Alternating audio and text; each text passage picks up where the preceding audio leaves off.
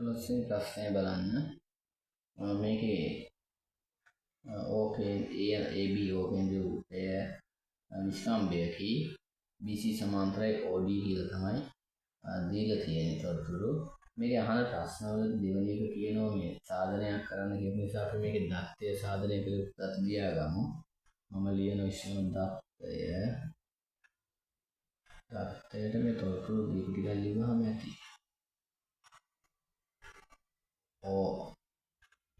केंद्रीय AB जायक AB विष्कम्भ्य की BC समांतराई BC समांतर OD एद साधने साधने पेन्नंद प्रश्न लियागम ACD समान भाग्य ABC का देखो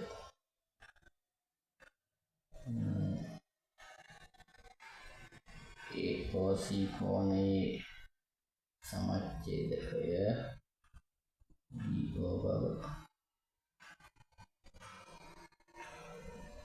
AD समान है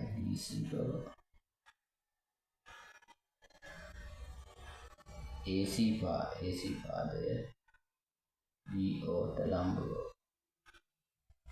දැන් සාධනය පළවෙනි එක අපි හොයමු ACD කෝණය මේ කෝණය භාගයයි ABC මෙන්න මෙයාකින් භාගයයි කියලා පෙන්වන්න කියන්නේ අපි මුලින්ම හොයාගන්න මෙහෙම මේ කෝණය මෙන්න මේ වෘත්තචාපය වගේ පරිධිය මත හැදෙන කෝණය මෙන්න කේන්ද්‍රය මත වෘත්තචාපය මගින් කේන්ද්‍රය මත හැදෙන කෝණය මේ පරිධිය මත හැදෙන කෝණය මේ දැන් අනිවාර්යයෙන් මෙයාගෙන් භාගයයි මෙයා මම එකමත අගයක් අතර දා ගන්නවා මෙයා 2A කියලා දාගත්තොත් මෙයා A එතකොට මට ලියන්න පුළුවන් ACB කෝණය සමානයි භාගයයි AOD කෝණය. ඒකට කෙටියෙන් හේතුව ලියන්න පුළුවන් කේන්ද්‍ර ආපාත කෝණ. පරිධිය ආපාත කෝණය. මේ දෙකෝණයක් නිසා මම කෙටියෙන් ලියුවා. ඊට පස්සේ ඊළඟට කියන්න පුළුවන් මෙන්න මේ රේඛා දෙක සමාන්තර නිසා මේ කෝණයක් සමානයි. අනුරූප කෝණ මෙයා දෙකයි. අනුරූප කෝණ මම ලියනවා ABC කෝණය සමානයි AOD කෝණය අනුරූප කෝණ හරි එහෙනම් මෙයාගෙන් භාගයයි මෙයා එහෙනම් මේ දෙන සමානයි මෙයාගෙන් භාගයයි මෙයා ලියන්න පුළුවන් ඒ නිසා CD කෝණය සමානයි භාගයයි ABC කෝණය. පළවෙනි එක හොයාගන්න. අපි තොරතුරු ටික ලකුණු කරලා මේ ටික ලියනවට අපිට ලකුණු 3ක් දාගමු එතන 3ක් ලැබෙන දෙක. දෙවෙනි ප්‍රශ්නේ කියනවා AOC කියන මෙන්න මේ කෝණයේ සමච්ඡේදකයක් බව පෙන්වන්නලු මේ OD. මේ කෝණ සමච්ඡේදයක් බව. ඒක පෙන්වන්නලු මේ කෝණය 2A මේ ත්‍රිකෝණය හදකුවම මේ එකමුතේ ආරය මේ සමද්විපාර්ශ්ව ගුණයක් වෙනවා. මේ පාද සමානයි එකමුතේ ආරය සමද්විපාර්ශ්ව ගුණ මෙය 2A.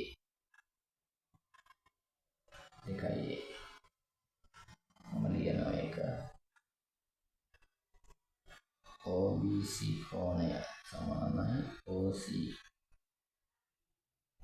B කෝණය සමානුපාදව සමකෝණ. ඒ වගේම මෙයයි 2A නම් මෙයත් 2A මේ රේඛා දෙක සමාන්තර නිසා Z අකුරේ හැඩයට හැදෙන ඒකාන්තර කෝණ. එහෙනම් මේ දෙකයි ඒකාන්තර කෝණ. ඊපස්සේ නැවත ලියනවා DOB කෝණය සමානයි OCB ඒකාන්තර කෝණ. දැන් එහෙනම් අපි කියන්න පුළුවන් එම නිසා AOB කෝණය සමානයි DOC කෝණය. ඒ කෝණ දෙක සමාන නම් අනිවාර්යයෙන් කෝණ දෙක සමාන නම් OD කියන්නේ මෙයාගේ සමච්ඡේදය. එම නිසා AOCH කෝණේ සමච්ඡේදය OD වේ. ඒකට පෙන්න ගත්තා. ලකුණු අපිට එතන ගන්න පුළුවන්. ඊට ලකුණු දෙකක් දාගමු. right. ඊළඟට තුන්වෙනි ප්‍රශ්නය.